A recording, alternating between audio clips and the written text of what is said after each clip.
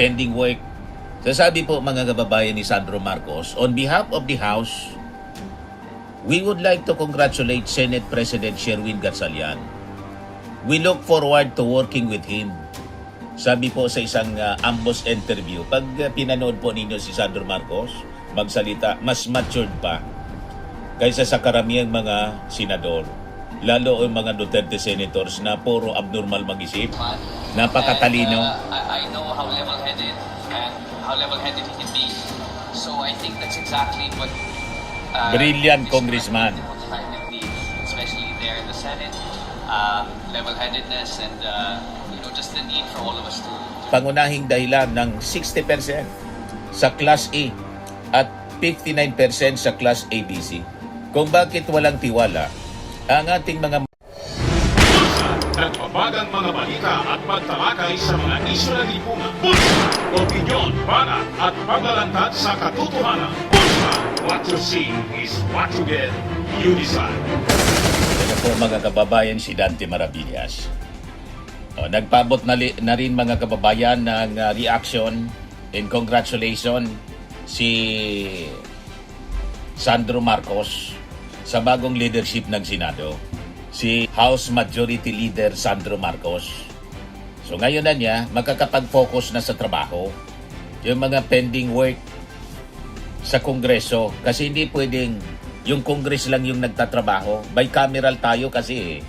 So sabi dito sa balita, House Majority Floor Leader Sandro Marcos ng Ilocos Norte welcomed the election of Senator Sherwin Gatchalian bilang bagong Senate President, saying it would allow the Senate to move past its leadership dispute and refocus on pending work. Sasabi po mga kababayan ni Sandro Marcos, on behalf of the House, we would like to congratulate Senate President Sherwin Gatchalian. We look forward to working with him. Sabi po sa isang ambos interview, pag pinanood po ninyo si Sandro Marcos magsalita, mas matured pa kaysa sa karamihang mga senador. Lalo ang mga Duterte senators na puro abnormal mag-isip, puro mana mga kababayan kay Sara Duterte. Napakatalino mga kababayan ni Sandro Marcos. Kahanga-hanga, dapat ito pag qualified na po 35. Yung qualification, age qualification ng senador, dapat kay Sandro tumakbo bilang senador. At maging Senate President tulad ng kanyang lolo, di ba? Simula congressman, tapos senador, then Senate President, tapos presidente. Ito mga quality, mga kababayan ng leader tulad ni Sandro Marcos. Siya ay isang galing, matalino mga kababayan na Marcos. Mana sa kanyang lolo, malayo si Amy.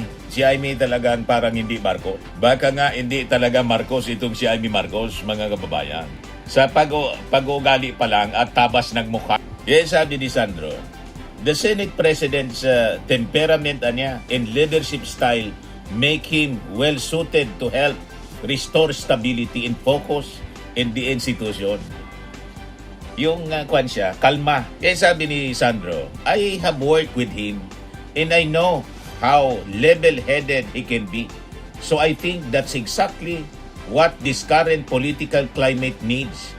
Especially there in the Senate, level-headedness and just the need for all of us to really get back to work. Sabi po ni Sandro Marcos, kita ninyo, napaka-mature mag-isip. The majority leader noted that Congress still has several matters to act on during the special session called by President Ferdinand Bongbong Marcos Jr. despite the House having already approved many of the administration's priority measures. Kaya nagpatawag ng special session. Kaya mali yung mga sinasabi po ng mga DDS, fake news peddlers, na yung rason lang ay para i-resolve yung leadership crisis sa Senado. Parte na yon mga kababayan, sa naging objective ng ating Pangulong Bongbong Marcos. Kaya siya nagpatawag ng special session. Di ba sinabi niya na get back to work, magtrabaho kayo, nasa krisis tayo. Tapos tinamaan ng lindol yung Mindanao, tapos nag-aaway yung mga senador. Get back to work, sabi ng ating Pangulo. Itong mga Duterte senators, wala Puro pasaway, mga kababayan itong mga Duterte senators. sila ngayon, hindi na magkasundo. Ayun, nagkahudasan. Nag-collapse yung kanilang solid 13, mga kababayan. At malamang may iba pa na sasama na sa majority. Other than si Joel Villanueva na nauna at saka si Chis Escudero. So sabi po ni Sandro, House members are awaiting the ratification of several bicameral conference committee reports, while the Commission on Appointments niya is expected to take up pending promotion and appointments, including those involving senior military officials. Tapos, kinontra pa, mga kababayan kanina, ang dami pang sinasabi ni Marcoleta. We passed a number of resolutions. We're awaiting some BICAM reports for ratification. And of course, for the Committee on Appointments to appoint and confirm the pending matters to do with the armed forces of the Philippines. Marcos said the Senate leadership impasse had delayed the confirmation of several military officials due for promotion. Kaya yung mga kaguluhan po na ginawa ng mga Duterte senators, malaking perwisyo yung idinulot po sa trabaho ng Senado. Grabe po. I believe it's the 7 or 8, the generals who were due for promotion, but as a result of the leadership struggle in the Senate, were not able to be confirmed. So that's what we are waiting for now. Kanina, yun ang pinag-usapan po at nagsagutan pa, mainit na nagkasagutan mga kababayan. As usual, si Ping Lacson at saka si Marcoleta dito sa issue ng promotion ng mga generals. Ito si Sandro. On behalf of the House, we would like to congratulate Senate President Sherwin Gatchalian. We look forward to working with him. I have worked with him during my time as a congressman. Napakatalino. And, I know how level-headed and how level-headed he can be. So I think that's exactly what Brilliant this congressman. president needs, especially there in the Senate. Level-headedness and just the need for all of us to really get back to work. Is that a good thing for the impeachment trial of Vice President Sara Duterte? I don't think I'm really the best party to comment on that, but I believe in all the senators' ability to be impartial and fair. Di ba? Napakatalino niya sumagot. Naniniwala niya ako sa pagiging fair ng lahat ng senador sa issue ng impeachment. Napakatalino talaga ni Sandro Marcos. Pwedeng maging presidente. Ngayon, dito tayo sa impeachment. Mga kababayan, tulad ng sinasabi ni Sandro Marcos, ang ating mga mamamayang Pilipino ay ang totoong clients, mga kababayan, dito sa impeachment trial ni Sara Duterte. The people of the Philippines versus Sara Duterte. So kung titingnan natin, mga kababayan, itong mga members ng Congress, the prosecution panel especially, ay hindi po sila kumikilos para sa kanila pong sariling interes lang. Ang ating mga mamamayang Pilipino ay siyang tunay na kliyente dito na naghain ng sakdal. Nire-represent lang ito ng ating mga House prosecutors and the private prosecutors. So, yung ating mga mamamayang Pilipino ang tunay na naghain ng sakdal, nag-akusa at nagdidimanda ng katarungan laban sa pagnanakaw, pang-abuso, sa kapangyarihan po ng Vice Presidente. So pag-usapan natin yung pagyurak, mga kababayan, ng Cayetano Black sa integridad ng Senado. Yung ginawa nila ay isang conflict of interest at garapalang pagtatraidor. Sa ilalim, mga kababayan, ng rules of court at legal ethics, sabi nga po ng mga legal experts na palaging pinag-usapan itong impeachment trial ni Sara Duterte, ang isang hukom na may hayagang kinikilingan niya ay dapat na mag-inhibit. Ganon din yung ating posisyon. Ang Cayetano Black, mga kababayan, bangamat nadurog na, ay hayagang umuupo bilang mga abogado na at tagapagtanggol ni Sara Duterte. Sa halip, mga kababayan, na magpakita bilang independent senator judge. Alam natin yan sa kanilang mga sinasabi mismo. So nawala na sila, mga kababayan, ng moral at legal integrity na dinggin po yung kasong ito.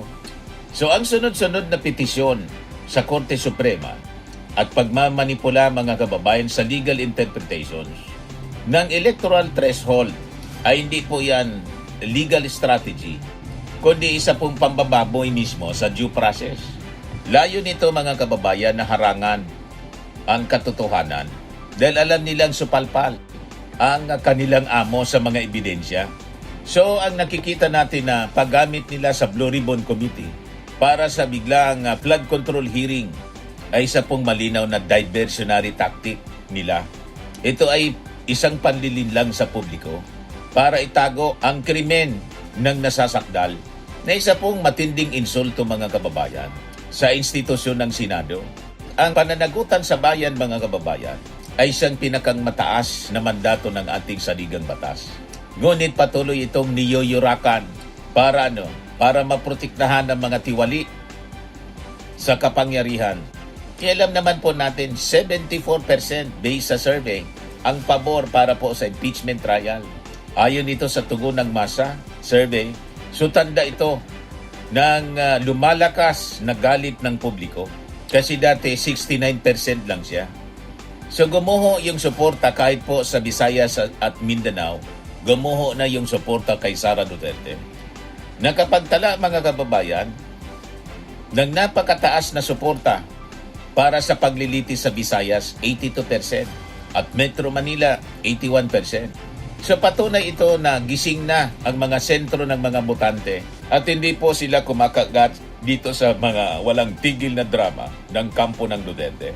Malinaw na korupsyon ang sanhi ng pagkabuisit mga kababayan ng publiko sa kanila. Ito mismo ang lumabas sa pagsusuri ng Pulse Asia. Lumalabas mga kababayan na korupsyon at sangkot sa nakaw na yaman ang pangunahing dahilan ng 60% sa Class A at 59% sa Class ABC. Kung bakit walang tiwala ang ating mga mamamayan kay Sara, consistent po yung galit ng mga tao sa lahat ng socio-economic classes.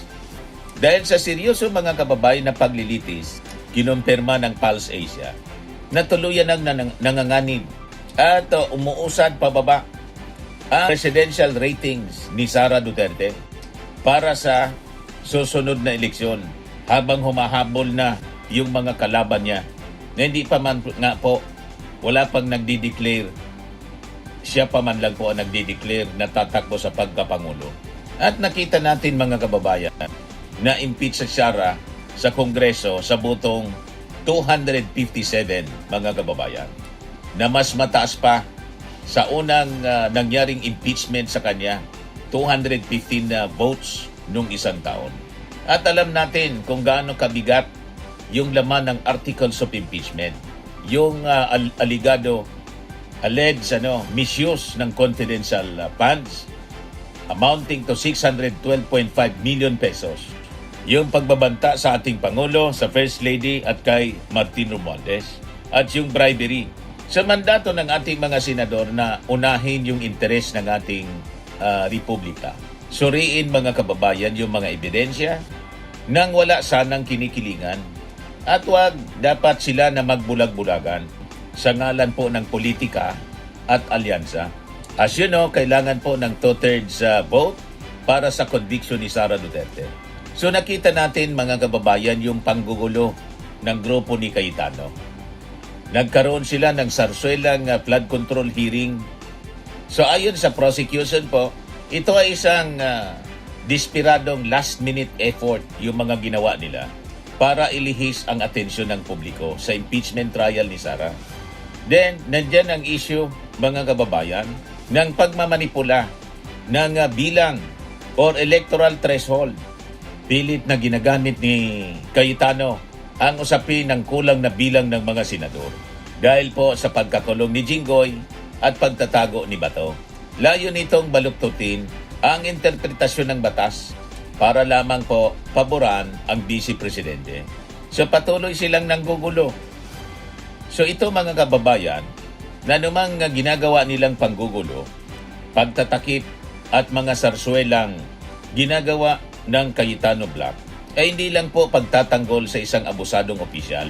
Ito ay direktang pagtatraidor at insulto sa muka ng sambayanang Pilipino na nagpapasahod sa kanila at siya mismo ang humihingi ng hustisya.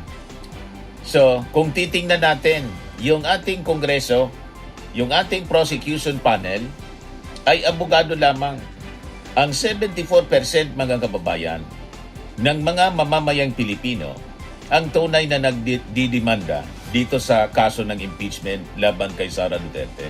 So ang pagpapakasangkapan mga kababayan ng Cayetano Black kay Sara Duterte ay hindi po siya depensa, kundi isang hayagang sabotahe at krimen laban sa sambayanang nagpapasahod po sa kanila. Spending and lifting cream, pinapahid po sa mga pulses in affected area. Mainam po sa paninigas ng mga kaso-kasuan.